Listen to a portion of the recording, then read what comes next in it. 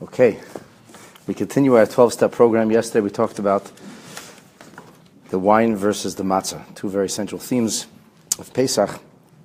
And today we're going to talk about freedom, because after we set up our Seder plate and we put the matzah where it's supposed to be, and then we load up the kaira, the Seder plate, with the various species, the minim.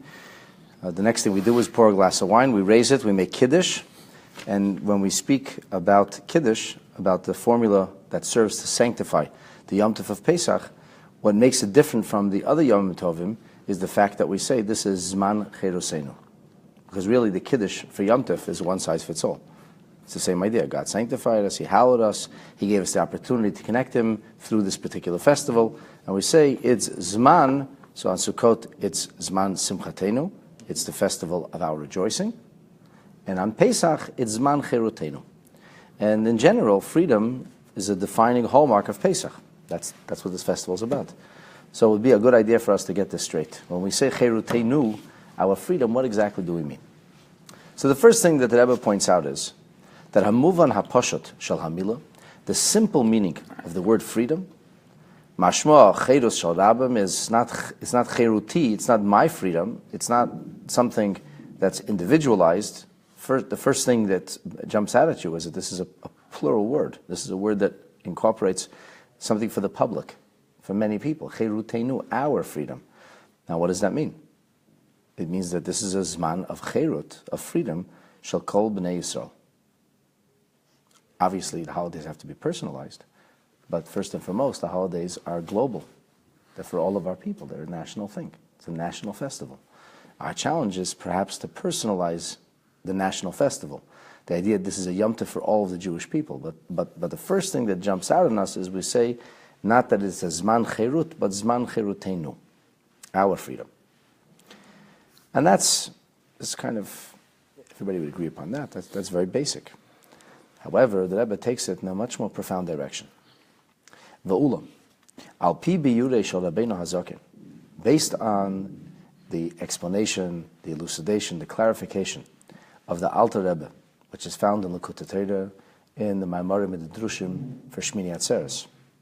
And the way the Alter Rebbe explains the bitui, the expression Zman Simchatenu, the time of our rejoicing. Once again, we have the word Simcha modified with the plural tense, Simchatenu. It's not Zman Simcha, it's not a time of joy. It's a time of our joy, meaning national joy, the Jewish time of joy for all of us together. So the Alter Rebbe says, Shahakavana l'simchas b'nei Yisrael v'simchas HaKadosh Baruch Hu. Our does not just include us. Our includes God also. Simchatenu, our, we speak in the plural form, including all of us, as well as our Creator. Zman Simchatenu, because we're talking to Hashem now. We're making Kiddush. We say Baruch Atah Hashem. We're addressing God. And when we say we're addressing God, we're not telling God this is Zman Simchatenu, our, meaning the Jewish people. We're saying it's Zman Simchatenu, our time of joy. So the Rebbe suggests that based on that teaching of the Alter Rebbe, we should apply the same methodology to Pesach and Zman Cherutenu. Now, of course, that's a much bigger jump. It's one thing to say it's time of God's joy. It's quite another thing to say it's time of God's freedom. But was God a slave? Who could inhibit God? Who can enslave God? What does that mean that it's time of God's freedom? So what does that mean when we say that it's the bitoy, that this expression will be Zman Cherutenu, our freedom, hakavana, that the intention will be L'cheiros shel b'nei Yisrael v'gam shel HaKadosh Baruch Hu. It's going to refer to our freedom, meaning the Jewish people's freedom, and it's also going to refer to God's freedom, Cherutenu, plural. What could that mean? What does it mean Zman Cherutenu? How can we say this is a time of Cherut, not only from the Jewish people, but Cherut for God Himself? So the explanation is that Cherut b'nei Yisrael, the freedom of us, the nation, the people of Israel, is from Golus Mitzrayim. But it's also a Cherus Hashchina Atzma Kaviyachol, if as it were, so to speak.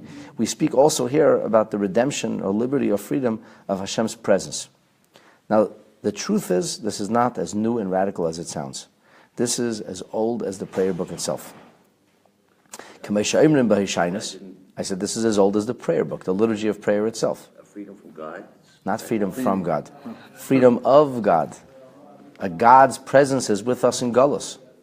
So God, as if, puts himself into Golus. If we are in Golus, if we are in exile, then it's as if to say God is in exile. And if we are redeemed from exile, it's as if to say God is redeemed from exile. Of course, God is omnipotent and can do whatever he wants. But the reality is that God does place himself into a situation of Golus. And God says, I will come home from Golus with you. As the expression was told to Moshe Rabbeinu right in the beginning of this process at the burning bush, he said, I am with the Jewish people in their sorrow and their pain. When they suffer, I'm right there. And Hashem says, I'm always with you. That's why he appeared to Moshe Rabbeinu in the thorn bush. It's a basic message that when the Jewish people suffer, Hashem's children suffer, God suffers with us. And that's why he said, what is your name? He said, my name is Eke. What is my name? Eke. Eke, I will be with them. I will be with them in this galut and the later galiut. And Moshe Rabbeinu said, what? Later galiut? You want me to tell them about that? God said, I didn't say to tell you about that. I'm just trying to explain to you who I am. No, don't tell them about that right now. That's going to be too much for them to hear. But I'm always with them. So the definition of God, as far as we're concerned, is God is always with us, by definition. If we are in a state of pain, then Hashem is right there with us. There was a famous chassid, his name was David Tzvi. He was the Rav of a Ukrainian city called Chernihiv. So he used to interpret the Pasuk in Psalm 23, Gam ki elech begetz al mavas, even I walk in the shadow of death, lo ira ra, I don't fear evil, ki ata imadi, because you're with me. So the simple meaning is, a Jew says, Hashem is always with me. Most difficult of times, Hashem is with me. So he says, Gam ki elech begetz al mavas, lo ira ra, you know what's bad for me, God? Ata imadi, I schlepped you along here. That's what bothers me. That was his way of interpreting it. Anyway, this idea of God being redeemed or released, so to speak, or experiencing freedom, as it were, is actually a part of our Seder. In the Seder, there is a collection of prayers which are recited only once a year. It's not so well known. It's called Hoshanas, the Hoshana prayer, which was said on the 7th day of Sukkot. When I was in Russia, we met a Jew who knew the whole Seder by heart.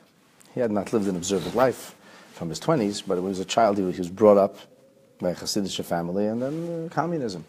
And this was after Perestroika, and he came out of the closet, so to speak, and became a Yid again. He knew that, and he was blind. So the whole Siddur he knew by heart. The one Siddur part he didn't know by heart was a Hoshana prayer. That somebody had to say along with you, otherwise he knows the whole Siddur by heart. He really knew the whole Siddur. Anyway, in the Hoshana prayer, it says like this. One of the expressions is, Ke'eshaita goy ve'elikim. You have saved the nation and God. That's the expression. V'hitzeisi eschem.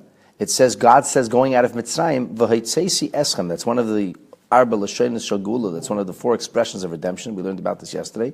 V'hitzeisi eschem. I will take you out. So the Hoshana prayer says nokuv. It should be vowelized. V'hitzeisi itchem. Because the word eschem can easily be vowelized with a few little dots. And we know in the .com world, a dot makes a big difference.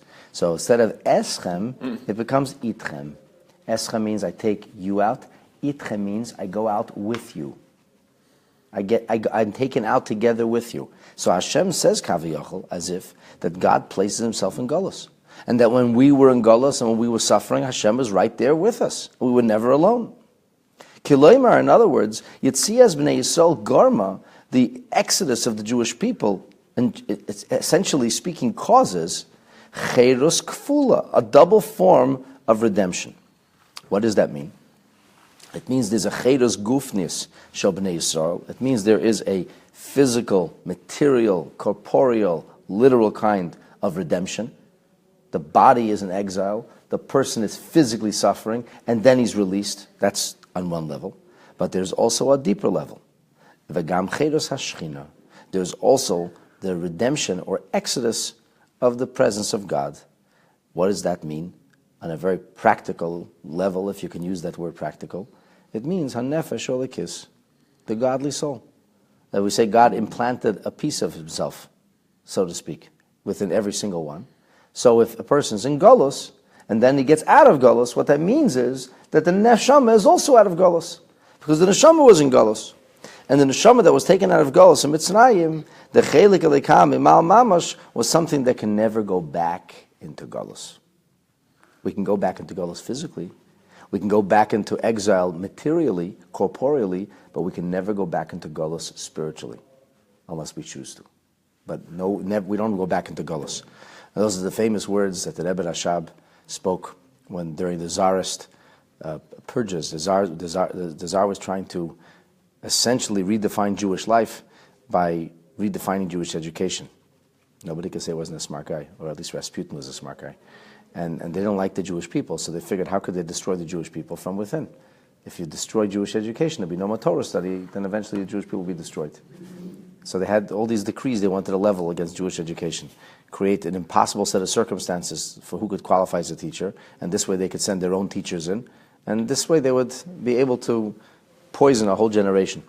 Of course, the Tsar didn't last very long after that altogether, but everybody was afraid. Why were they afraid?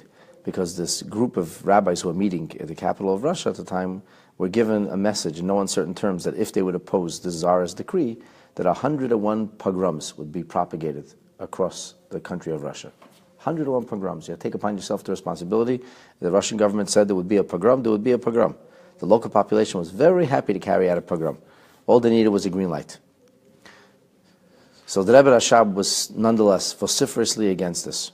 And he delivered a fiery speech at the time. And he said, our bodies are in Galus. Our physical corporeal reality could be in exile. The neshama of a Yid, nobody has balabatishkeit. He said, nobody can control the soul of a Yid. Once we're taken out of Mitzrayim, then we are intrinsically free people. And there were people who were in the most horrific of situations. People in the concentration camps who were freer than Howard Hughes, who had to run away from his money. He was afraid of his shadow, which is the same time of Pesach. They ever spoke about it. So what lesson can you learn from it? Say, here was a guy who had everything. That was his name, was Howard Hughes? He had billions of dollars. Countries would prostrate themselves before him, and he ended up filling gas or something, right? Because he was so frightened. He lived with such fear, and that enslaved him. And the idea is that a person could be free. A person could be spiritually free. So when Hashem took us out of Mitzrayim, we say, "Zman Cheroseinu." We're not just speaking about the physical, material redemption. Because if we were speaking only about physical, material redemption, how could a Jew who is in an exilic state, how could he celebrate Pesach? How could he say "Zman Cheroseinu"? And we know they did. There are so many incredible stories of people in Auschwitz who celebrated Pesach, people in Buchenwald celebrated Pesach. Documented stuff today. In the concentration camp, celebrating Pesach. Famous story with the Klausenberger Rebbe. They had matzah, a shred of matzah. Who should eat the matzah? How? Because Zman Cheroseinu doesn't just mean the physical redemption. Zman Cheroseinu means that Hashem liberates us, frees us on a spiritual level. And once the godly soul was set free, nobody can put it back in the box again. That's Zman Cheroseinu. How do you explain the Jew nowadays? How do you explain the Jew? Yeah. Let's continue studying this little manuscript, and then you'll see how we explain the Jew today. L'cha'eda, it would seem, and this is lifted from a different talk at a different time, but the two complement each other. Hakviyah sheyatzias Mitzrayim was Zman Cheroseinu tamua. The idea that Passover is a season of liberation is actually somewhat astonishing. Because when you think about it honestly, Shechruram shal b'nei Yisrael mehashibud l'parei b'Mitzrayim, the freeing of the Jewish people, the Hebrews, as the slaves of the Pharaoh, lo yinoyed el almanas shehem yishtabdu la'akadosh baruch hu. The whole purpose of being freed of Egypt was that we should now become slaves to God. You tell people on Passover, free. They go, free? I'm living with more restrictions than I live a whole year. I'm not free at all. And it actually says that, Commission Emmer, like it says, God said to Moshe Rabbeinu right in the beginning, Mitzrayim is the first rendezvous of God and Moses, as it were, at the burning bush of Mount Sinai. And God says to Moses, I'm going to take this nation out of Egypt, and you'll take this nation out. I'll be sending you to do that. And what are they going to do? Ta'avdun es ha'elikim. They're going to serve God. Now in English, it doesn't sound so bad. But if in Hebrew, if you break the word down to its essence, ta'avdun, what's the root word of ta'avdun? Eved. Eved. This is straight up. V'achen, me'az yitzia Mitzrayim, from the time we left out of Egypt, hafchu b'nei Yisrael liyes avdei Hashem. We became the servants of God, the slaves of God. We're subservient to God. We say it in our prayers all the time. We say Avinu, we say Malkeinu. We call God our Father, we call God our King. And the next thing we say is, we are banim or avadim. We are children or slaves. We say it all the time. And we're both. We're children and slaves. So, what are you talking about? The Jewish people went free, and what? They were free. They exchanged the Pharaoh, Kaviyachal, for God. one servitude for another servitude. The Torah doesn't make any bones about this. The Torah is very open about this. That this very clearly. Yes, you leave the Pharaoh behind. You're becoming now God's slaves. Okay, it's great to be, much better to be God's slave, but we're still in servitude. So, how could you call this freedom? Freedom. You call it a lot of things, but freedom is the last term we should be using for this. And that's why there's a lot of confusion. There's a lot of confusion, by the way. People are confused with the idea of freedom, so they have applied freedom to all kinds of strange phenomena that have absolutely nothing to do with Pesach or Yiddishkeit. If you remember, when the Arab Spring was first breaking or thawing or whatever you want to call it, I think it was like an Arab blizzard, but it came out to call it Arab Spring. What were they calling it? Like a lot of these high-minded secular Jews who have no understanding and virtually no superficial connection to Yiddishkeit. Intrinsically, they're connected, of course, but on the surface, they were calling it's like Pesach all over again. It's like liberation, it's like freedom, was anything but. But this is the language people were using. Why are they using that language? Because, I don't know, freedom, especially to the Western mind. What does freedom mean? Freedom means unshackled, uninhibited. I can do as I please. Passover is anything but. There's so many things that are not kosher a whole year. On Pesach, besides all those things, now you can't have bread either, or pasta, or cookies, or bagels, or cake, or pizza. Should I go on? Life gets so much more, and I have to get out of my house too. People feel like slaves preparing for Pesach. Really, freedom? If of all the terms we could have chosen, freedom should have been the last one. Simchaseinu, I'm not sure people are that happy either. Zman avdoseinu, people say, okay, now you're talking. Time of my servitude. Listen how the Rebbe brilliantly explains this. This is amazing. L'chol davar ba'olam yesh cherus mishalei. Everything has a different definition of freedom. As they say, it's the theory of relativity. It's a relative term. Let's talk about the various levels of creation and existence as it's discussed in Torah literature, in the philosophies and the Chakir of the Rishonim. So we talk about domim, the inanimate, with no sign of life whatsoever, unless you look at a microscope. And then you have the vegetative world, then you have the animal world, and you have the human world. Hatzomeach. Let's talk about the vegetative world. Hu ben chayrin. What makes a plant free? What makes a tree free? Kishagyashlei efsharius ligdel. When it can grow. What does a plant require? Water. The ability to grow. Space to grow. If you put the plant in a tiny place and has no room to express itself, so then the plant is not free to grow. And sometimes people do that. They inhibit plant life because they don't want the plant to get in the way or whatever it may be. So they inhibit. They do things to make sure the roots don't go in certain places. That's to curb the freedom of the plant. If the tree is left to its own devices, its roots will go everywhere. That's the nature of a tree. That's what trees do. Or that's how plants grow. They grow freely. Or not. So cherus for the plant means that he's planted, he doesn't want to be uprooted, because then he's not alive anymore. He wants to stay alive.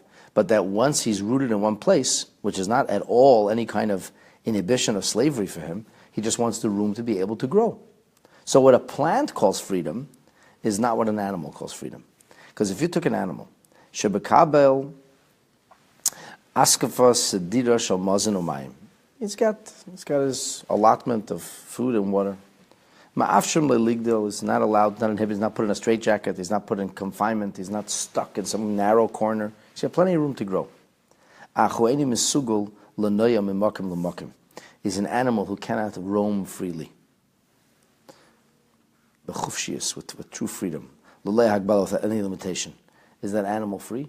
Mm-hmm. That's what we call animals in captivity. It's not free.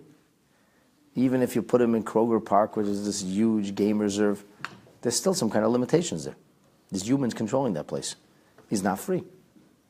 And if an animal gets in the wrong place, he's going to be eliminated. And so there are freer animals, but still in captivity. You build a big zoo, build an enormous cage, it's still a zoo. So he's not free. He's not free. What's free? Free is mobility. For an animal, that's freedom. So having all the water and all the food, all the nourishment in the world, if the animal is not free to roam freely, is not free. So a plant and an animal really, they don't have a common conversation. When the plant says free, and when the animal says free, they're talking about two very different realities. Now, let's talk about a person. What if a person who is a bardas, a person who's got a brain, even a science which doesn't necessarily recognize the supremacy of the human race on a spiritual level or intrinsic level, and sees us in the continuum of mammals, we still call a person? What's the scientific name for a human being? Homo sapien. What does sapien mean? It's Latin for intelligence, like the English word sapiens, which means wisdom. So Adam was a bardas. I'm not talking about a person who, God forbid, doesn't have any intelligence. There are such people, Rahman al-San, who are born without intelligence. They have only a basic mode of intelligence, the various mental illness and conditions. But somebody who is fully balanced and healthy. He's not free. Gam kasher yisabkula, even when he's given, is called tzrachav agashmim. Let's say this person has any kind of food you want, endless amounts of food. But you inhibit what he's allowed to read, and you inhibit what he's allowed to think, and you inhibit what he's allowed to say. You can go wherever you want. But if you dare open your mouth and you speak anything which is along the lines of what the regime considers to be offensive, you go to prison. What do we call people like that? You call people like that not free. That's not free. Freedom of speech, freedom of expression, freedom to do as I please, that's freedom. If a people live in a society where they're not free to do as they please, what do we call people like that? They're not free. They're not free. That's communism. It's not free. Communism was not a free society. Communism claimed to liberate humanity, but in fact enslaved humanity. And now it's 100 years later, so a lot of young people who are becoming communists again, they forgot what happened a century ago. Not that it's very hard to find out, but it's much more exciting and tantalizing to think of these beautiful kumbaya ideas. Everybody's going to be equal and everybody's going to be friends. Everything's going to be great. Realistically speaking, it has enslaved, it has encumbered, it has burdened, not freed people at all. But that's how people think. People think society is stifling, and society asks me to conform, and I want to be a nonconformist, and everybody should be the same. So what we're looking for is freedom. And they get their ideas a little confused, and all of a sudden, the next thing they know, they think that freedom means that everybody should be forced to be the same, or some kind of communist idea, which has never bred any kind of freedom for people. So if a person feels inhibited, shackled, unable to express themselves, unable to study, unable to discover, what do people feel? They don't have freedom. The whole animal, the animal is not able to talk. The animal can't read whatever newspaper he wants. The animal can't go on Facebook. The animal can't do it. Animals are talking about. You got food? I got water? I can roam as I please? Nothing else interests me. But that's for an animal. I'm not an animal, I'm a person. And then comes a yid. So a yid is not just a regular person. A yid has been given an neshama elikis, an extra godly soul. And therefore, ha-Torah hu chayav, the Torah is the life of a yid. Just like the fish can only live in water, so too a yid can only live within Torah. Like the famous mashal of Rabbi Akiva, who Papas ben Yehuda saw Rabbi Akiva teaching Torah in public, and Papas was a renegade Jew, and he said to Rabbi Akiva, "What are you doing? They're going to kill you for this. They're going to kill you for this." Rabbi Akiva said, "So what should I do?" He said, "Stop teaching Torah. You'll be free." So Rabbi Akiva said, "You remind me of the fox who saw the fish swimming hither and thither." And the fox said, "What are you so worried about? You look very anxious." And the fish said, "We're afraid of the net. We're going to get caught by the fishermen." So the fox said, "Why don't you come on the shore, dry land with me? There are no fishermen on dry land." The fish responded, "In the sea, we will get caught or we won't get caught. On dry land, we're certainly dead." And Rabbi Akiva said to Papas that if we stop learning Torah, we aren't. We aren't anymore. You know what happened in the end? Rabbi Akiva was indeed arrested. Rabbi Akiva was executed. But guess who else got arrested for being a smuggler? The black market. Papas. And Papas meets Rabbi Akiva in jail. And he has this profound expression of regret. And he says, Ashrecha shenitfasta al divrei Torah. How lucky are you? You're in here for teaching Torah. I'm in here for being a black marketeer, for being a smuggler. So anyway, that's the metaphor. For a yid, Torah is like water for a fish. Shachrusei ha'amitis, true freedom for a yid, hu rakesh yesh be'efsharusei la'asik b'Torah mitzvahs. When is a yid free? When is a yid able to set his soul free? His soul can soar when he has the freedom to study Torah, to perform mitzvahs. As it says, Ein lecha ben chayden ela misha esik b'talmud Torah. There is no such thing as true freedom, other the person who can immerse himself and engage himself in the study of Torah. And this is tragically how it's been for our people many times over the years. There have been freedom as humans, but not freedom as Jews. We're not allowed to study Torah. We're not allowed to do mitzvahs. Not allowed to live a Yiddishkeit life. That's not freedom for a Yid. So if you come to a person who's capable of living a certain way and you rob him or take away from him that possibility, you have essentially shackled him. You've enslaved him. You've taken away his freedom. If you clip the wings of the bird and he can't fly, he isn't free anymore. But if you clip the wings of the possum is very happy to continue to burrow in the soil because he's a possum. But if you be an eagle, he has a different meaning of freedom. So freedom is a relative term. What does it mean for a Yid? For a Yid, freedom means the ability to set the soul free, that the soul can express itself, that the neshama can experience this kind of weightlessness, this kind of liberty to express itself in the fullest sense. Nimtza. So basically, what have we described here? Avodas Hashem eina oil va'avdos. It's not a yoke. It's not servitude. Ela si hacheros. Torah mitzvahs for a Yid is the zenith of freedom. That's the apogee of liberty for us. Shekein cheros hamitas. Real freedom means hayecheles lemamesh levatzea bepoil es haritzonius vasheifis shel ha'adam. Real freedom means the ability to actualize my dreams, my desires, my interests. That's real freedom. Legabe Yehuda shemochusia hamitas. When you tell a Yid whose idea of true freedom is his nishmaseh holikis, is his godly soul. Hacheros ha'amitis, the true freedom means hayecheles lahaisef ulihidabik b'Hakadosh Baruch Hu. What means to be free? That I can continue to develop my sense of spirituality. I can nurture my sense of closeness, my sense of connectivity and oneness with God. That means freedom. V'cheirazu, and that freedom, achay nitna levnei Yisrael b'yitzias Mitzrayim. That freedom was indeed given to us when we left Egypt. So this is the meaning, then, going back to the beginning, that freedom means God is set free. Our godly soul is set free. The possibility to bring God into our lives is enabled. And that, my dear friends, is the meaning of true freedom. So now, freedom is defined. Step 1, we got to the matzah and the wine. Step 2, we make our Kiddush. We call it Zman Chereseinu. Now you know what Cheres means. Now you have this as an opener for the conversation. What exactly is liberty and freedom from a Torah perspective? And what does it mean when we celebrate Pesach as the time of our freedom, is a time of our liberation. L'chaim.